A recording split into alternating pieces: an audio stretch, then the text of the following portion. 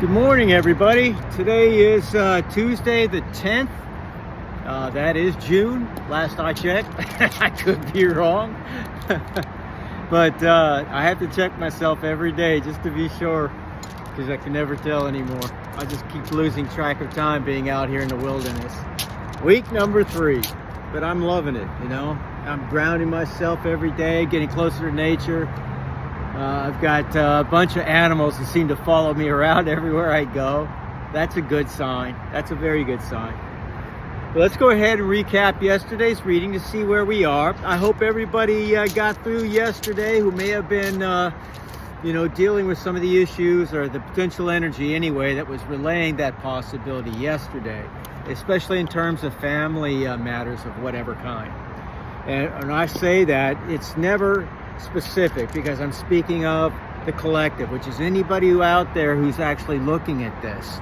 If you popped in here for whatever reason, it's because you were meant to see this, all right? That's basically what all of us who do divination believe, and for good reason.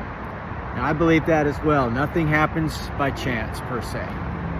There's a reason, there's a rhyme for everything. Let's recap yesterday just to, refresh our memories. And if this is your first time here, welcome. I say hello to everybody. We're looking at this both from a Nordic mythological perspective, magical perspective, whereas, my background is basically I'm very familiarized with the Hermetic principles. I've looked into magic, both what's considered light and dark. I've done most of my research there. I've studied comparative religions. I've been a practicing Christian for many, many years, in that I believe it's the walk and not the talk, in terms of who you actually are in this world. There's a lot of talkers and so few actual doers out there, because doing means self-sacrifice. So I just want to share with you who I am before getting started. I look at this as a complete, well-rounded perspective. I consider all the different world beliefs, faiths, with an understanding and a comparative, understanding of how many of these gods, even though they're different heritages and so on, the characteristics that those particular gods and goddesses, consist of are very, very similar to many other cultures, whether they are of, the indigenous populations of the Americas, for example. Quetzalcoatl, for example, is very reminiscent of the god Enki in the Sumerian belief systems, as well as the Greek Prometheus, and Thoth, all of which gave mankind wisdom and so on, or fire, if you will, and were punished for doing so, or looked down upon by some of the other gods and goddesses. In this ancient story, the most ancient of all stories, I guess that's arguably, because I don't believe the history that we're taught is at all real. I think it's all, pardon my French, bullshit, okay? And when you start studying world religions and world mythologies and, a lot of the history that goes into these ancient cultures, you start to realize that very quickly. I mean, there are very similar storylines, even though the names given to the gods, the goddesses, and the story in particular may differ. The similarities are actually profound when you start looking at them.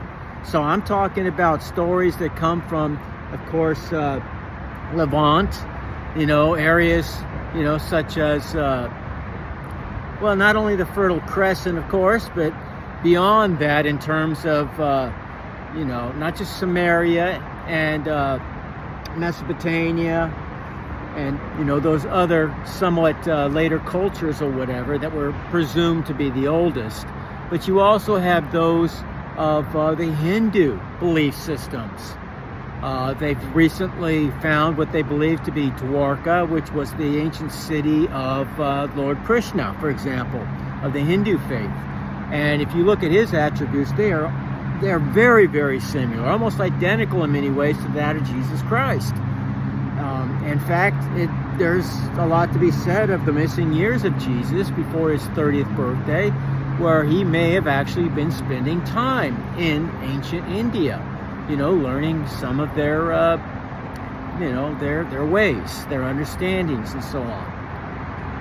And I believe that too. And there's also comparisons between the Gnostic beliefs and practices also in many ways, although they stick specifically to a more Christian version of that storyline, even though today's Christians per se would not agree with that. But I want to remind you, there are at least 77 other books that were not accepted, into the Orthodox or canonical books of the 66 books that we call, for example, the King James Version. And when you look at those Gnostic texts and you hear the words of the other apostles who are not actually clearly, given a perspective, in the canonical books, and the missing years they speak of in many cases about Jesus, and you start to make some very profound, discoveries. So I would say that if you are a spiritual seeker, and I don't mean religious, and there's a huge difference between being religious and being spiritual. Spirituality means you take accountability for yourself. You look at yourself, you go deep within, and you battle with those demons, or what, we would call the demons, by doing what you call the shadow work in spirituality. You confront them. You look them dead in the eye and you say, again, I'm in charge, not you. And you take control over your body, your mind, your actions. You take responsibility, whereas being religious means you're part of a club, basically, and you think that by being in that club alone, that's going to get you the, the free pass, so to speak. Alright, so I'm going to have to hurry up, it looks like. So, let's go ahead and do that. Alright, so looking at yesterday, we had some somewhat negative energies in the form of Arcana in the reverse, which refers to family problems, anxiety, worries, domestic issues, carelessness, and sterility. That, however, is countermanded by, for example, the more powerful runes, I would say, of Ingwaz, which represents the god Fryr himself, which is power, male masculinity, sexuality, fertility, ancestry, freedom, internal growth, family love, human warmth. So by saying that even if you were confronted with these domestic issues, you had more than enough power provided you to overcome these issues if you call upon those, or remember that those energies are actually available to you. And we also had, as far as negative energies, I would say more neutral than negative, which was Hagilis and Nauthis. Now, Hagilis means delays, disruptions, changes, limits, upheavals, and your shadows. Again, confronting your demons. Now, again, that can come in the form of a domestic dispute of some type, or some type of family issue. And that could be with your siblings, that could be with your own children, your wife or husband, whatever the case may be.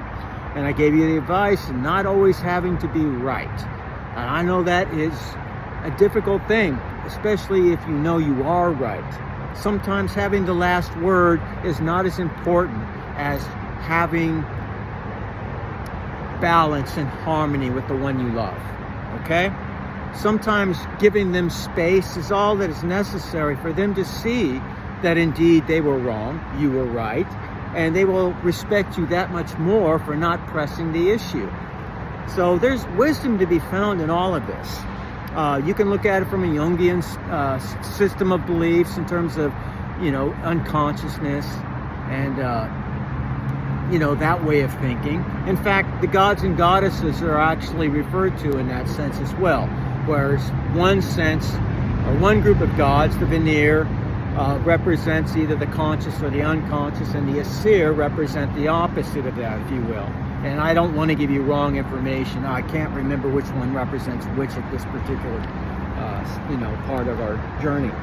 But we also see in Nauthis needs and necessities. Maybe that's what's causing this confrontation you're having. Maybe you're having a hard time balancing your checkbook. Believe me, you're not alone, okay?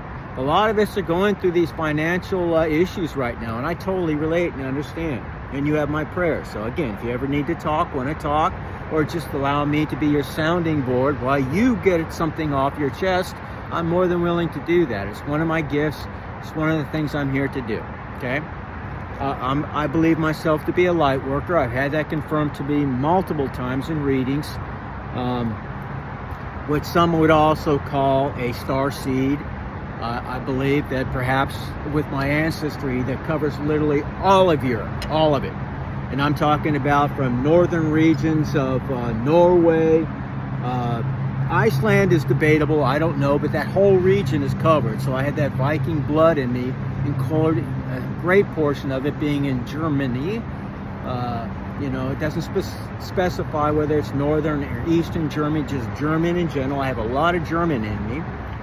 I also, all the way down to north and south of Italy. So I have all of Italy covered. I also have Greek covered, and Albania again up north, and Sicily down south. And I also have Spanish in me from Spain. So, but I'm also, I have a lot of Celtic blood, specifically in terms of my Irish, a little bit of English, and my my Scottish blood. I have more Scottish than I have Irish, but a lot of that blood is very reminiscent and looked at in terms of especially secret societies today. So I literally cover all of Europe. And with my Spanish blood, that could also entail the fact that I may have blood that goes to the Americas as well. And that means Central and Southern, America. As far as I know, I have no Indian blood. Not according to Ancestry.com. It didn't really show me that. But again, that is also possible, So I have blood that covers everything except for the Asian and African persuasions per se. I get all the way to the point of Russia and all the way down to the southern tips, like I said, of what is known as Europe today. So,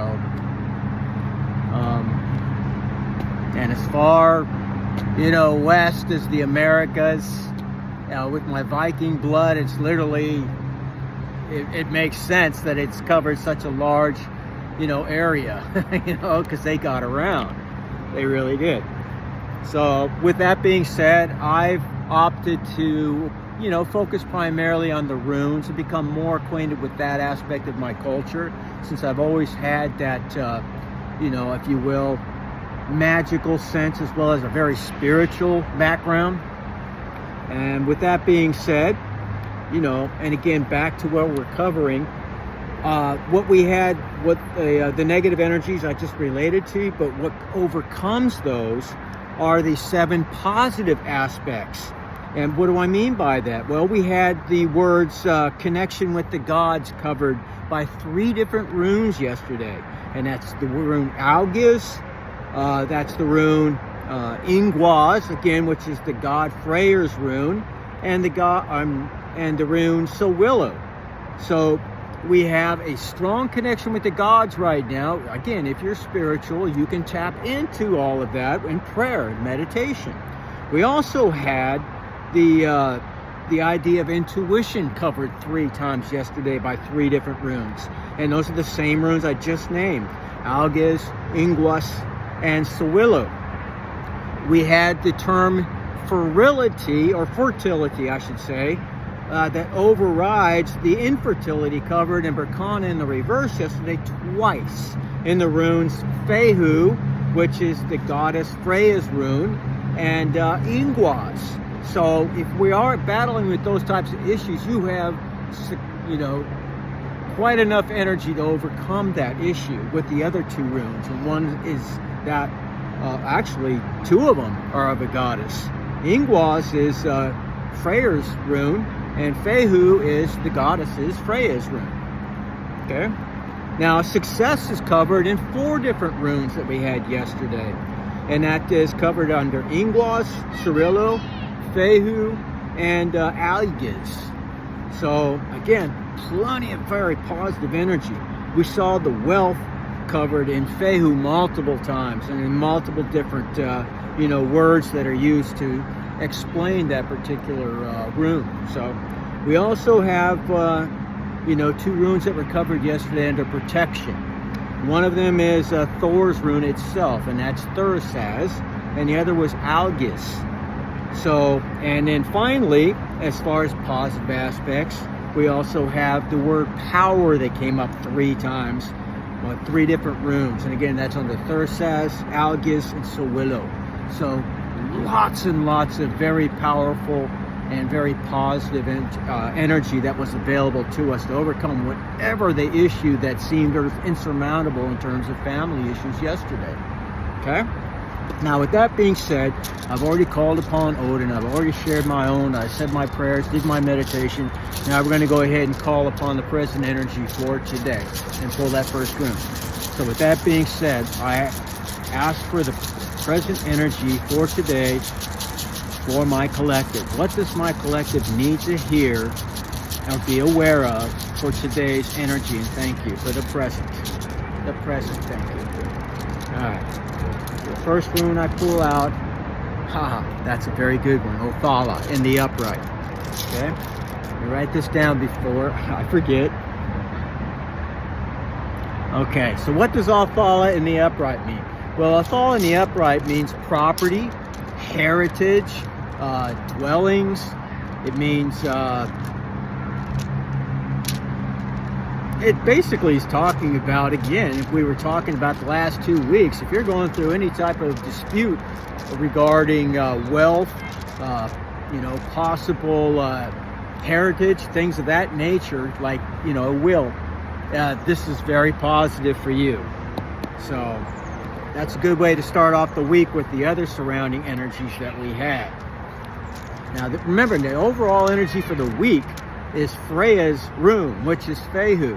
And what does that mean? Well, it basically stands and translates out to be Aruk, that giant bull that was very predominant in Europe until 500 years ago. It is now extinct. But they look to it because of its robustness and everything else as being of great wealth or strength and all of that kind of a thing. So, we're looking at, it means cattle, wealth, because that's what they used to judge wealth in those days. Fulfillment, possessions, material gains, money, abundance, earned income, luck, financial strength in present or near future, hope of and plenty, success, foresight, energy, and fertility again. So we have a lot of very positive energy for the week, despite, some of the, mountains that we're going to have to climb along the way as well possible. Now let's go ahead and look at our first influence too. What's going to influence? Yesterday, what we pulled in terms of the overall was Sowilo. So I pulled Sunday for the whole week, and for Tuesday or today, the overall energy was Sowilo. So you mix that with, again, Othala, we have some very, very, very potent energy to tap into. So it looks very promising so far, much better than yesterday. So what are some of the influences that my collective needs to be aware of? Some of the influences, please, and thank you. Influences for today, and thank you. Influences for today, and thank you. Urus. Well, we pulled that once before, last week, I believe, and this one is in the reverse. All right, so typically it talks about strength, fertility, sexuality, things of that nature. Now, in the reverse, it talks about, hey guys, my friends are back. Got a whole flock of ducks and geese and even the little chicks, man, they're everywhere. All right, so Urus in the reverse means like weak-willedness, low energy, possible illness or sickness of some kind, and possibly missed opportunities. But keep this in mind. Anytime we're talking about anything dealing with divination at any level, tarot, throwing the bones, friggin' energy, readings of any type. It doesn't matter whether it's runes or tarot. It doesn't matter what it is. Those things are not written in stone per se. Yes, I know these are stones, basically. But what that means is you have the potential to change that. The benefit of divination is to give you a little bit of heads up and gives you the energy and the outlook of the positive that you can see, so that you can tap into that positive energy to overcome those obstacles. You already know they're coming in advance. So you're starting to feeling down and all that kind of stuff. You have so much energy here to draw on, so you do not have to suffer any of this if you choose not to. But it's your decision to make, okay? All right, so that's Urus in the negative or reverse. Let's get another influence, please. Another influence for today for my collective. Another influence for my collective. Thank you. All right, got the big one here. Well, we've got Iguaz. And again, Iguaz was yesterday's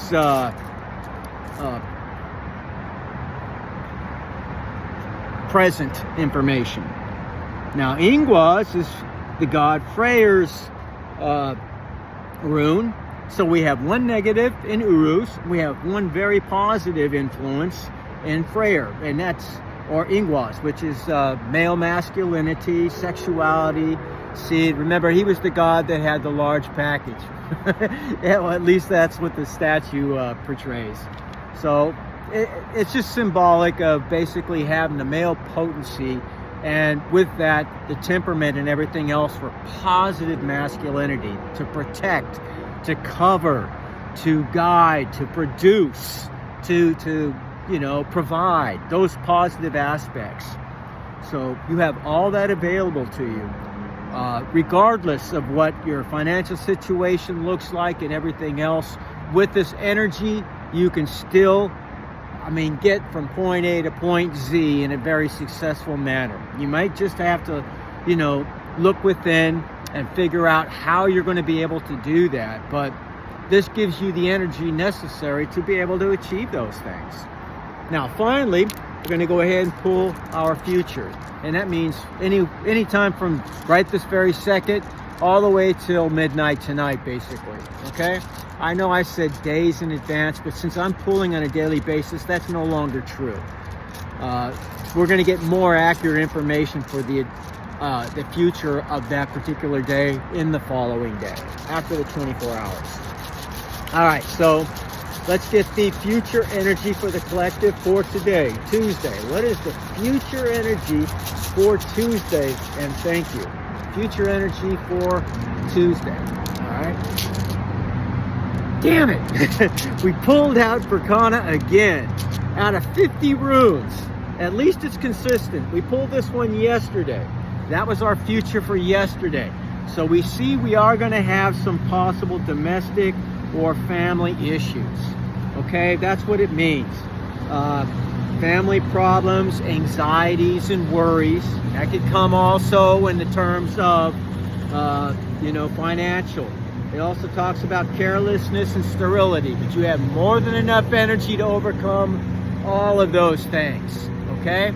I'm sorry for the noise in the background. They come out here and they try to keep at least the park where I hike to squared away each day.